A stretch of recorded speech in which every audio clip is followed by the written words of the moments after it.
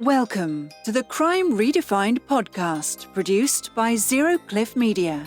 Coming to you from the US Bank Tower, high above downtown Los Angeles. In our podcast, we drill deep into forensics and criminal investigation from the viewpoint of the defense, as well as explore the intersection of the media and the justice system. Welcome to Crime Redefined. Today's guest is just perfect for our podcast. She truly bridges crime and entertainment. This is true, Dion. We've got the honor today of talking to a friend of mine, Nikki Hevesy, who's an award-winning director, writer, and producer. Nikki's worked on documentaries, short films, multi-camera presentations, and even music videos. So today she's going to talk to us about how one of her criminal justice projects actually drew her deep into the world of post-conviction investigations. Through her work recording gang intervention, Nikki has immersed herself deep into gang culture and the Los Angeles criminal justice system. Mehul, I know you've been working with her, and I'm curious to see if she has some of the same observations that you do about the system. Yeah, as am I. And since Nikki is that type of guest that we can cover a lot of topics with, let me just kind of set the stage for our interview. So Nikki was working on chronicling the efforts of reformed gang members who are basically interventionists, and they would try to save young people from that life or just diffuse some of the gang violence. One of the men she was following by the name of Charles Slim Holmes, he ended up getting picked up on a murder charge that Nikki just did not see coming. And as you'll hear, she soon became Slim's biggest advocate in his journey to justice. So here's a little taste of Nikki's work featuring an interview with an LAP detective talking about Slim's case. Johnny Ray Thomas was shot on the corner of 93rd and Avalon. I was one of the lead detectives on that case. We had several 911 calls from residents that lived right in the vicinity of the gunshots. And then, of course, there was simultaneously a broadcast from the patrol officers that picked up the SUV and followed it.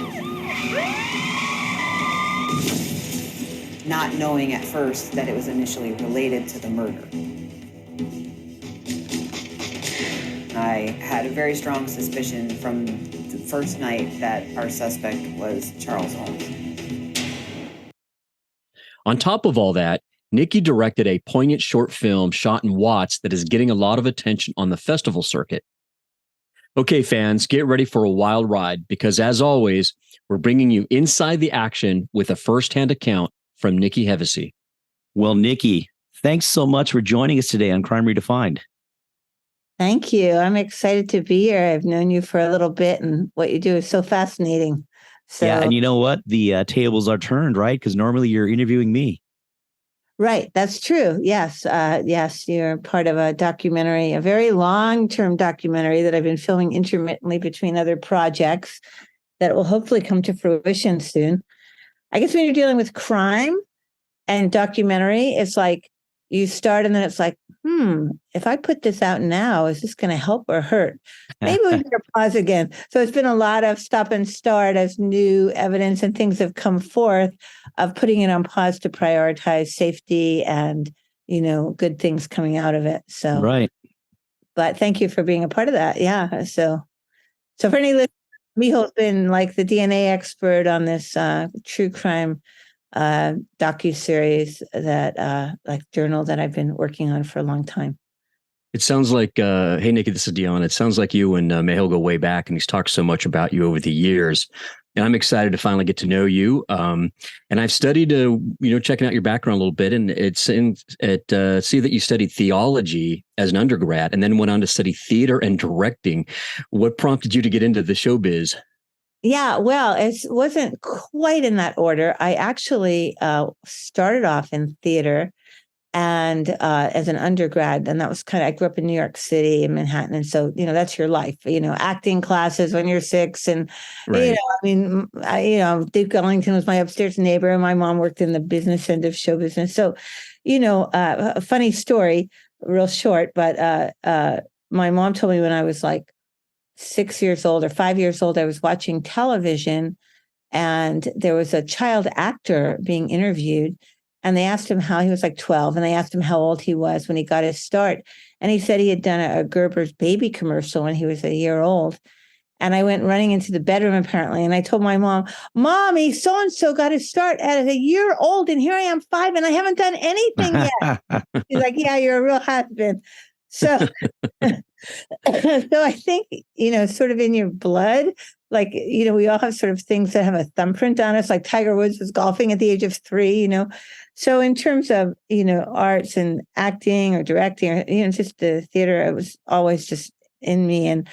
And so as in college, that was my major as an undergrad. And then I had this epiphany really and encounter with God and thought, I really need to learn about, theology and God. So I did both of them at the same time. I actually was going to finish my theater. I was at San Francisco State in the morning doing theater and then driving across town to the seminary doing theology classes. So emerging of that undergrad. And then I directed a theater company for 5 years in San Francisco. We did a lot of large scale musicals and then worked with several other companies up there, ADing Berkeley Rep and Vita Shakespeare. And then I realized, I also wanted to expand and learn film and TV. And so I came to LA and then I went to grad school at USC and did a sort of hybrid theater and film schools both. I was like a guinea pig student. So that's it. So that's how that happened. So let me ask you this. Have you brought the two together? In other words, in your entertainment career, have you been involved in faith-based projects? Oh, yes. Well, yes and no. I mean, so, there's been this genre that's emerged called faith-based entertainment over the last decade and a half.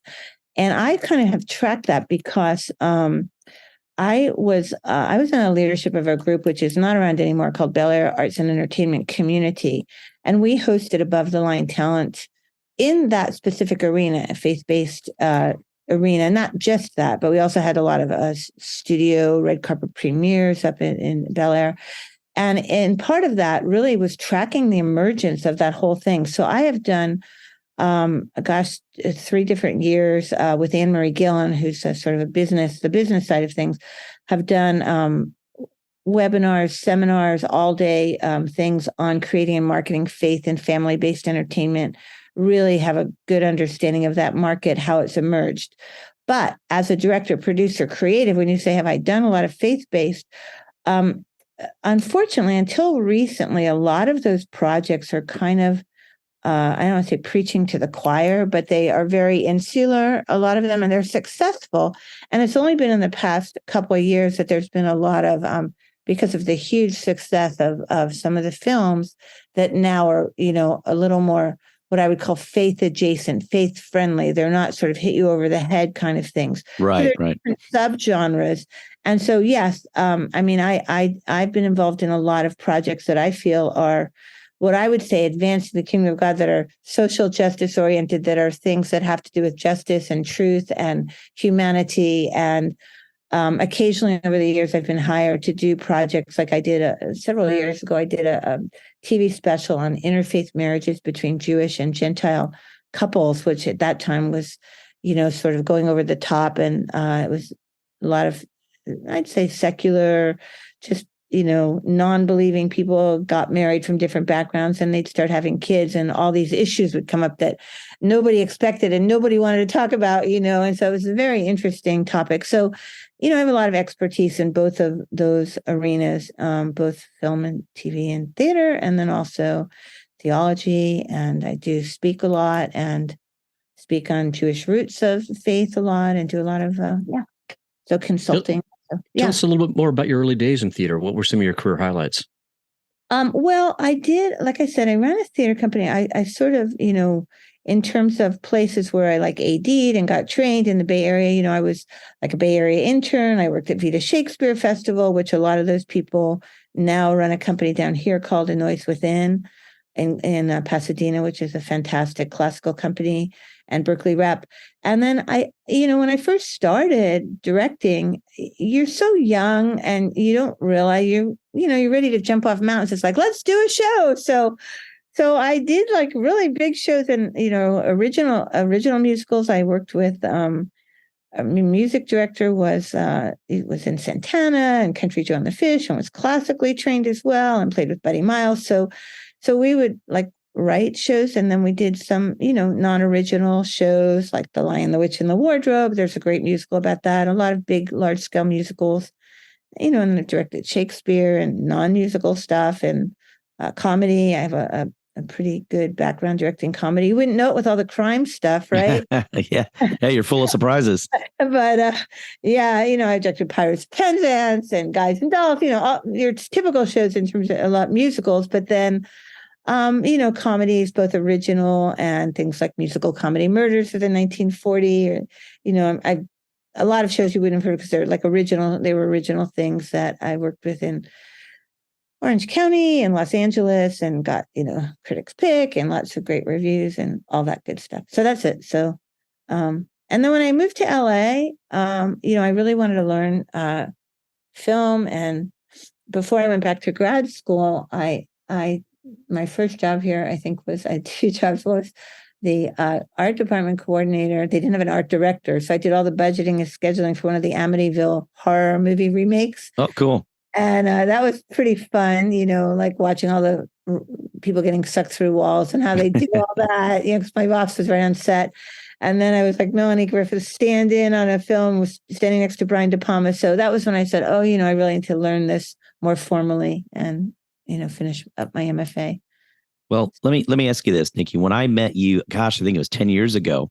Yeah. At that point, you were knee deep into exploring gangs and gang intervention and actually Slim's case. So, how did you first end up getting involved in doing this documentary on gang intervention? Yeah, good question. So let me just say, the very first time I met you, Mehul, you may not remember, but you were at a Denny's and you were giving a lecture. Yes, I do remember that. Yes, to a number of investigators. Yeah. And while I was there with one of the people that ran like a inner city gang school to get kids off the streets. And Kimmy, she now runs something called Big Dog, dealing with youth at risk. But I think she had told me about it. And and I was like, this is fascinating. And you were such a great speaker and all of that. So that's how we first connected. Okay, to answer your question, and if my answers are too long, just interrupt me. No, you're doing fine now. Okay. Great detail. Well, I was asked to direct a documentary on a particular individual. I won't say their name because it didn't go as well as we would have liked. Understood. But it was an individual who was had presented himself that he was doing like gang intervention. He was a peacemaker. He was going into the pueblos, and he was a reformed gang member, and it was in the Latino community. And I really had not a lot of interest, but I was trying to help my friend out, so she ran a little film school. She was more of an administrator. So we met for lunch a couple times, and I said, look, I'll just do a really well shot interview with him, and we'll see where it goes. And then you can have that. And when you get it funded, whatever. So we did that. And right around that time, he started talking about some things that were getting ready to launch. And he was working with other reformed gang members from different territories, Bloods, Crips. He was from Florencia 13, which is now Florencia. And they had all sort of, even though their families at one time probably killed each other, they had all sort of had their lives turn around, and for different reasons. Some came to Jesus, some had families, some had grew up, had been in prison, but something significant had happened that turned their lives around. And now they were working together across these enemy lines to help forge peace. And so that was what I started getting really interested in. And right at the same time, and my friend was not so interested. She dropped out of the project. And so we started following 4 guys from these different gangs. And right at the same time, the city of Los Angeles had started this gang intervention training academy. Do you know about that, Mehul? Only from your work. Oh, okay. Yeah. At the time, it was under the Advancement Project. It's now under the Urban Peace Institute. And it was all under the Gang Reduction Youth Development was emerging in LA, the Summer Night Lights program, which were keeping the parks open and using reformed gang members to create safety so families were there. So all of this stuff was happening at the same time. And my associate producer, we looked in the paper and she's like, there's a graduation for a gang intervention training academy and there's pictures of all the guys you're following in here. And I'm like, what? So we got permission to film there. And that's where I started meeting a lot of the leaders in the community. You know, Mayor Villaraigosa was there, and our former, who is it? Our former sheriff that was, I think, incarcerated for Baca. Yeah. Yes. Inmate Baca. Inmate Baca. Yes. So, and then some of the leaders of organizations like Chapter 2, and it was so much, I wasn't really absorbing it. So that's what happened. And we were following 4 guys, and that documentary, let me tell you what wound up happening with that, and then we can jump to a different topic. This new model of peace that was being forged as crime was plummeting in Los Angeles, and it was really sort of a community policing model. And out of that, I wound up getting sort of umbrellaed at one point by the city of LA and the former deputy mayor, Guillermo Cespedes, who sort of opened the doors for me to go everywhere. So we started then seeing it, not just from the gang intervention side, but then seeing it from the city side, the city of LA. And then they started, shortly after that, they started a training for the LAPD to train them on how to, actually having some reformed gang members training them on how to fight crime. And at the time, I can talk about it a little bit. At the time, it was really hush hush. I was like the only one in there. I wasn't able to film that, but it was fascinating. And, it was really, and a lot of these guys, they're not going to talk to the police because they don't want to be perceived as informants or snitches, and they don't want to lose their street credibility. So they have a lot or life, right? Well, they have a lot of street credibility because, they were gang leaders or, and they've served all this time. And so they have sort of what's called a license to operate that gives them the clout with, people in the community. But now they're fighting for peace. They're trying to stop the retaliations. And so let's say you're a Blood and I'm a Crip, and a shooting happens, and we're both informed as our 2 gang subsets. We get on the phone and you go find out what happened in your neighborhood. I'll go find out what happened in mine. And we really are stopping the retaliation and stopping things from escalating. So you can't really quantify that. It's not like, well, we had 400 murders that didn't happen this year. Right. But you can see it in the statistics that it plummeted around that time. Crime started going down, and then people started coming from all over the world looking at LA's model of peace. And in order for that to happen, the police really had to step back for 48 hours, which not a lot of them weren't too keen on doing. So there's a big learning curve there, with the community policing.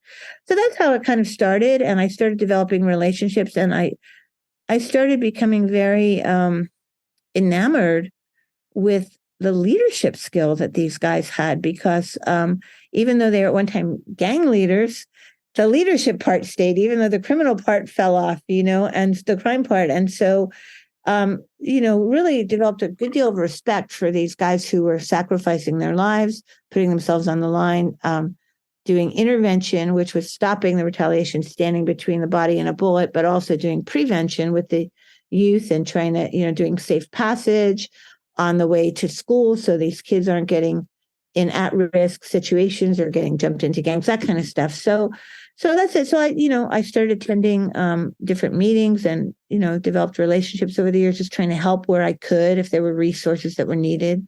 And that's how that happened. Do you have any issues while filming? Any close calls when you got on the street? Oh my gosh. Okay. Well, when I started this, I think I'm fairly savvy now, even though I listen a lot, but when I first started, I just didn't have a clue really. And so, we did have people with us. We'd never go anywhere alone, and so I kind of had a pass because of the people we were with when we were filming. When you say people, can you, a little more detail? Yeah. Well, gang, okay. The gang. So in each territory, there are certain people that would have, let's say, a licensed operator or a pass, because they're from that community and they're known and they're respected. So you can't just go, oh, well, I have a reformed gang member with me and go to some area where they're not, from that territory. So it was really being with whatever person was vetted in that area and would vet us. And then we would listen to them like, okay, a few times, like walk away from camera equipment, or we'd have camera equipment out. We'd stand there, and one of the guys would be like, you need to keep that in the car. We're like, oh, we're here. Yeah, if somebody could just come up with a gun and take it away, I wouldn't do that. I'm like, oh, okay. Like just things that were like learning curves. But what happened, one of the guys, and I won't, like, again, I don't want to mention any names or anything, but one of the key people that we were following, we did so much press with this person, for this person. He became sort of a known entity, like a mini celebrity, and agents and managers started calling him. And sometimes Hollywood and gangsters don't mix so well. So, so a lot of our agreements were broken. And unbeknownst to us, while we were filming, there were other things being done, like behind our back, that we didn't. And when we found out, we were like, "What?" So that's what kind of put a stop to that. And so what I did with that project, I turned the concept, not the literal story, but the concept, into a scripted series, which is called Murder Disrupted, and it was accepted pre-pandemic into the Producers Guild Diversity Development Program. So it was a series that was developed there. And it's really a look at this community that people have never seen before. It's sort of a different flip on a police show, Right.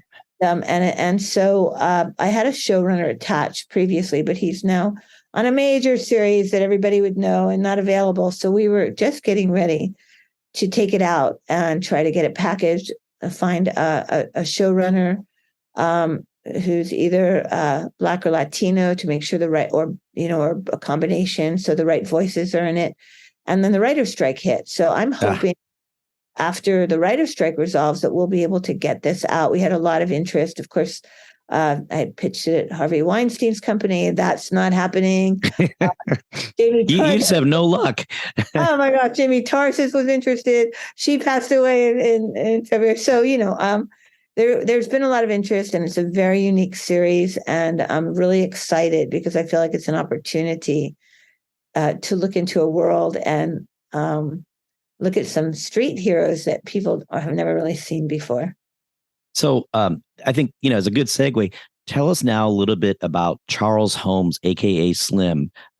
What's his backstory, and what was he like working with when you first met him?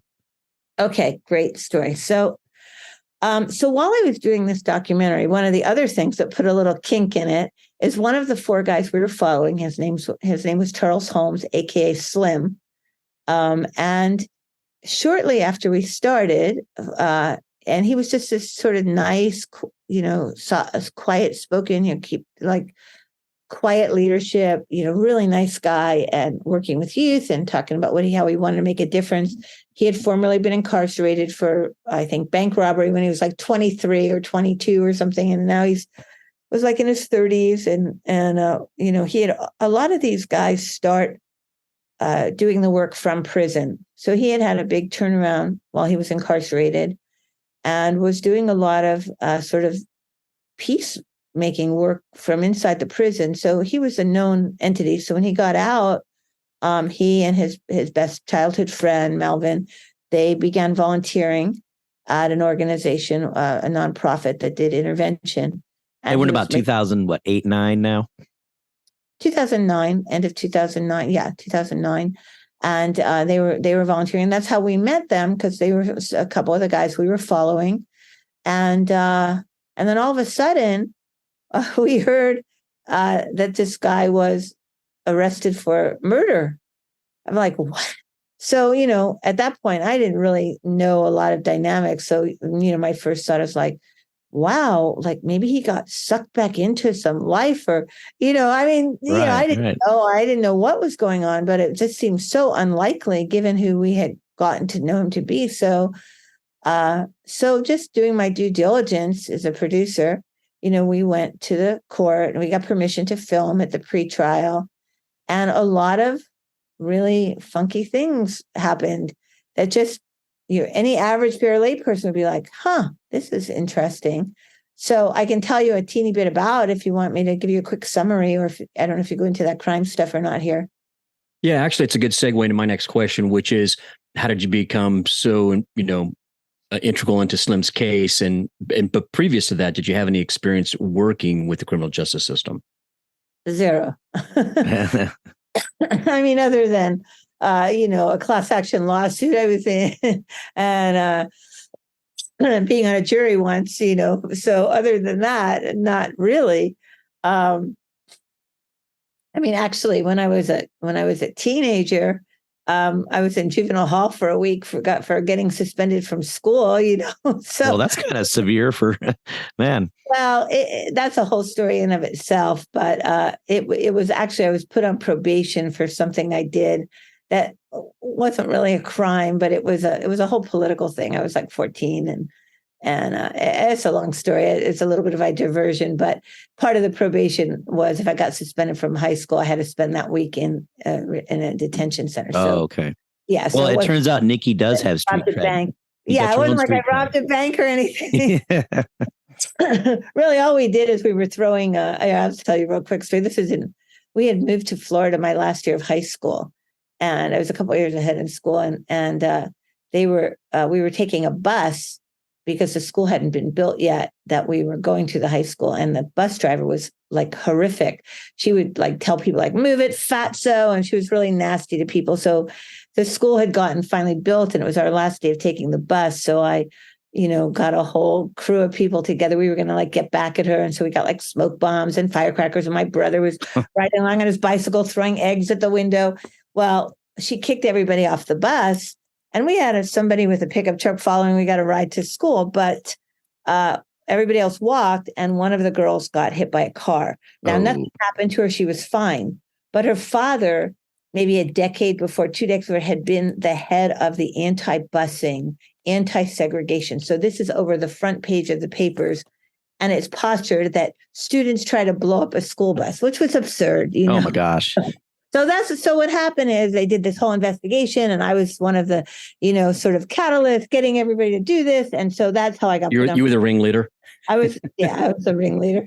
So not exactly a high crime, but so that's been my only really, interface. So, okay. So back to Slim. So tell us how you got, so involved with this case.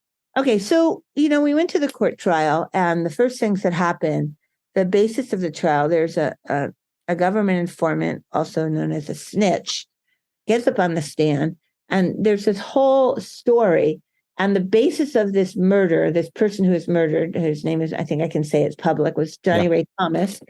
And this person who was murdered, the whole story is that the guy on the witness stand, the snitch, he had been an informant, and they postured him like he was a hero, he'd turned in 100 Crips, and he'd helped the police, and he'd done all this stuff. And now there was what they call a green light on his life, meaning like something on your head to kill you if he goes back to the neighborhood.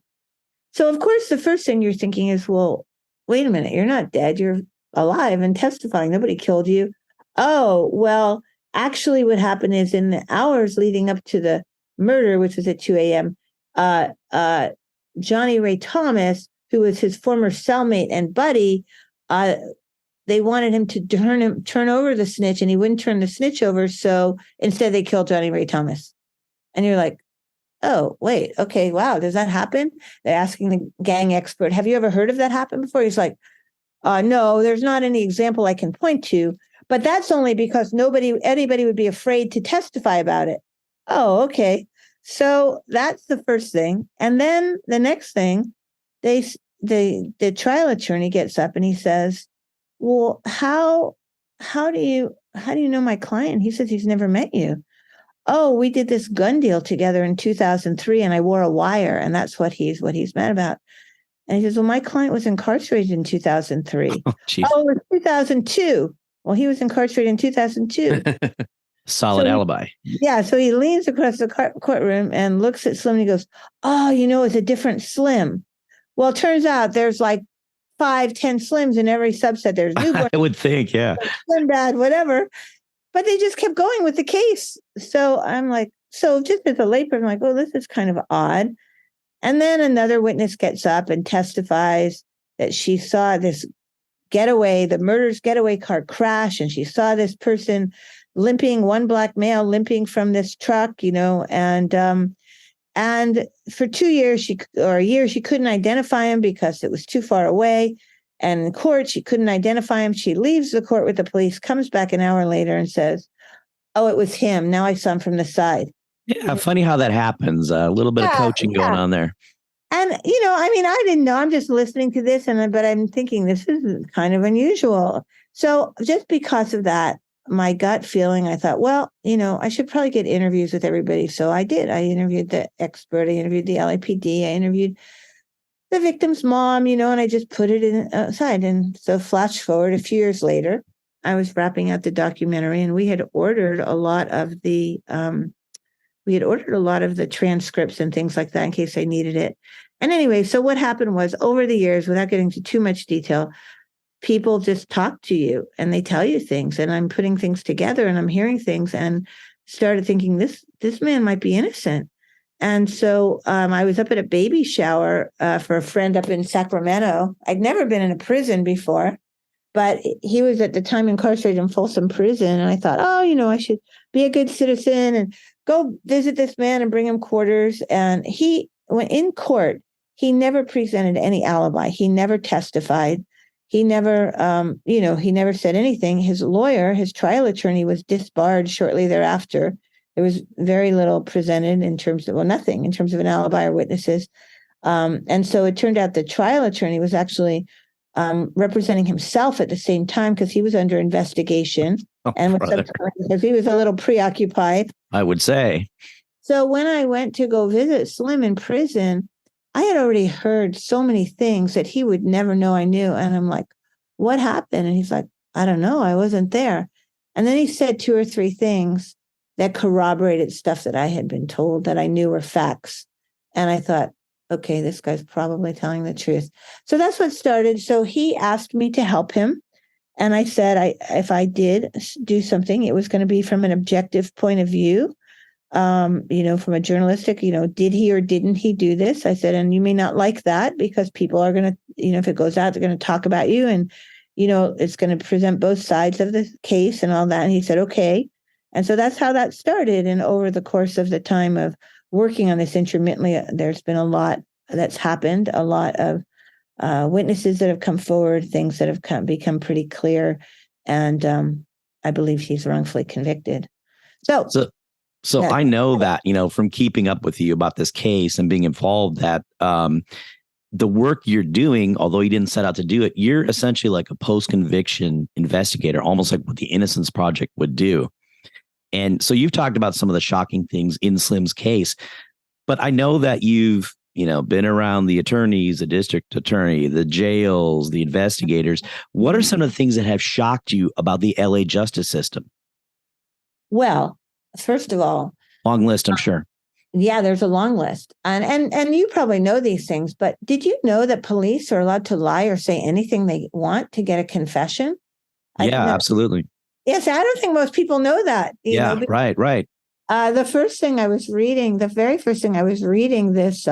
this interrogation of Slim's at the time girlfriend, and I'm reading this, and they're like doing this good cop, bad cop thing, like, you better tell us if you know the truth, or your kids are going to wind up ruining their lives. And, and then they're like, oh, honey, it's okay. It will take care of you. And I'm reading this and I'm like, what? But then all of a sudden they're like, well, you said, and they said something she said, and she's like, no, I didn't. And I'm going back and looking at this. I'm like, no, she didn't. And so then I find out, well, they're allowed to lie. People are allowed to say anything they can to try to get information or get a confession or whatever. And so, yeah, that's how we get these false confessions. Well, of course. And then, as I started looking more, obviously, because I was doing this, other people come with other cases, and I started looking into it more. A lot of times, they'll put these kids that I was reading cases where kids that are underage, they'll separate these 2 brothers that somebody's talking to me about, they separate them. They're like, well, your brother said somebody saw you, and if you confess, you'll be able to go home, things like that. And, that it just seemed appalling to me. So that was one of the things that was shocking. Another thing that I was really shocked about was how government informants are used. And that, for example, this particular individual was put up as like, oh, they're these heroes. Well, no, they're a lot of times like they're living double lives. They're doing crime. I mean, these are like shady characters sometimes, and they're getting paid money. Mm-hmm. They're being, getting reduced jail sentences. So that's the next thing that shocked me about. Yeah, they're incentivized. Yeah, it's like a circuit. Right. Unreliable, incentivized witnesses. So that's the next thing that shocked me. I mean, is this okay to just go down the list? Please, yeah, give us a couple more. Yeah. I mean, all this because you work in this, but for a layperson, and you're right. I feel like I've been Nancy Drew. I've tried to be. I don't want to be doing this. Really, Right. I did not want to be doing this. I wish there was anybody who's hearing this. If there's a pro bono law firm that wants to step in, hey, we're very happy to do that. We've had different lawyers who have contributed time and helped. And the Innocence Project helped advise for a while, so there have been different people that, I always try to listen to and respect, but I would much rather just be documenting and letting somebody else take the lead. But at this point, I'm Too late for that. Too late for that.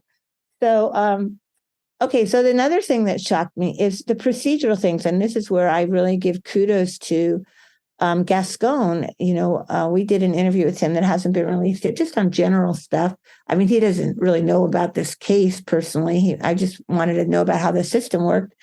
And he, one of the things I was really impressed with, like, he doesn't really care about procedural. If something's 9 days late, he cares about the truth. Is this person guilty or innocent?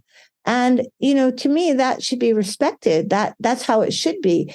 And so, one of the things that was Slim in his habeas appeal, because he didn't have money to file it, he had to turn it into the prison. They held it for 30 days to wait for a waiver. It wound up being 9 days late, and it was never looked at. It was dismissed for being time barred. And I'm like, how can you not look at something, and how do you not look at the truth? So those kinds of things. And of course, I understand the system is overrun, and you probably have thousands of people, claiming innocence that should be locked up and that are guilty. But, yeah, so that's one of the things that's disturbing and hopefully will be corrected. What else? I could tell you more things.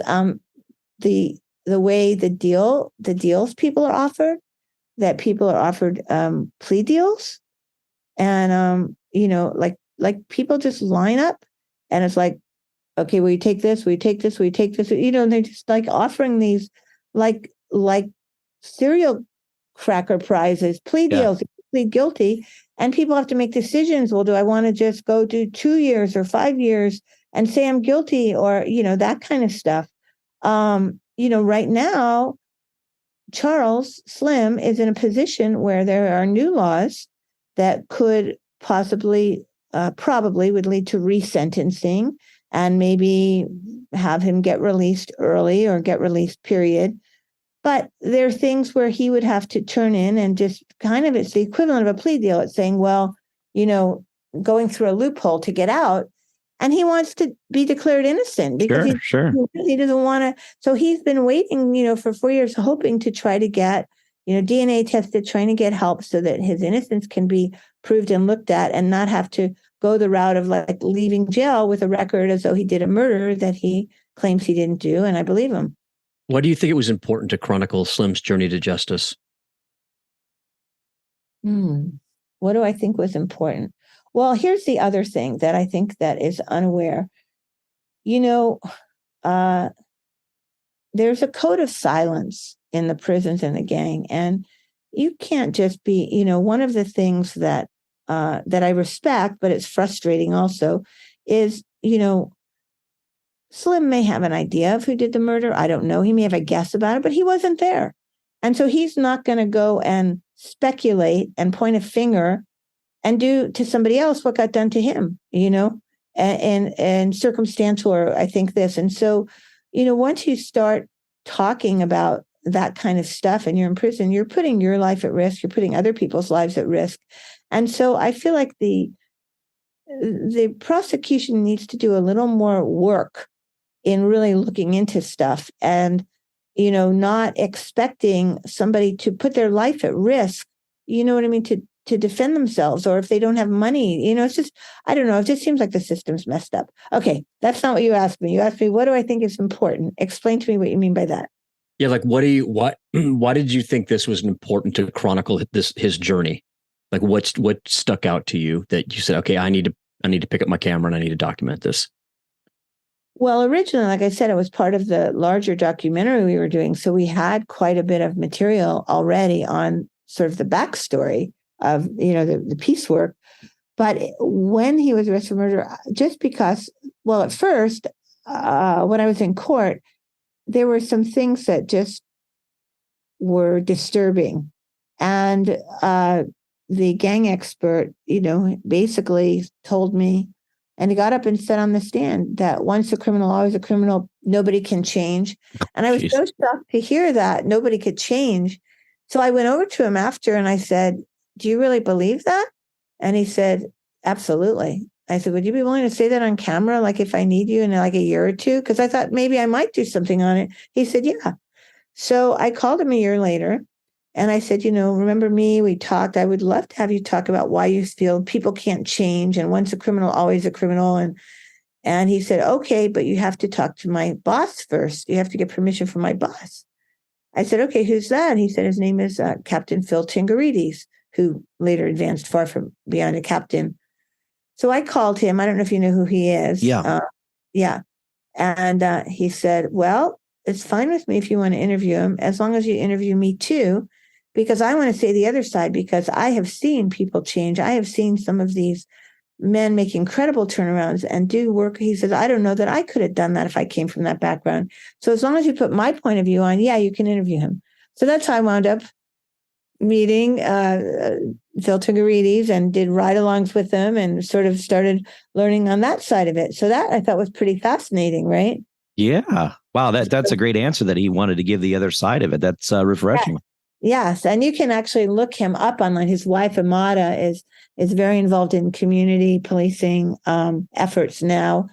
But I believe he's retired. He might have come back for a little bit. But there was a situation many years ago. It's fascinating where you could look online where a rogue cop, I think his name was Donner, who went astray, was Dorner. Yeah. Oh yeah.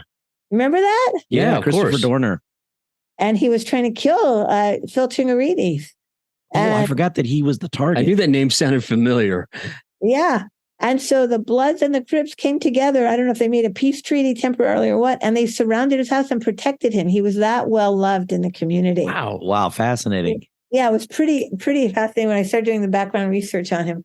So as I started looking at the different points of view within the LAPD, within the city, and I started seeing the work that some of these guys were doing and getting to know a lot of them. I just, with Slim, I just, I'm not talking about a lot of specific things. So I don't know that would be appropriate, but there were 100% witnesses that came forward and evidence that was discovered, and nobody would take it. I sent it off to the Innocence Project in San Diego.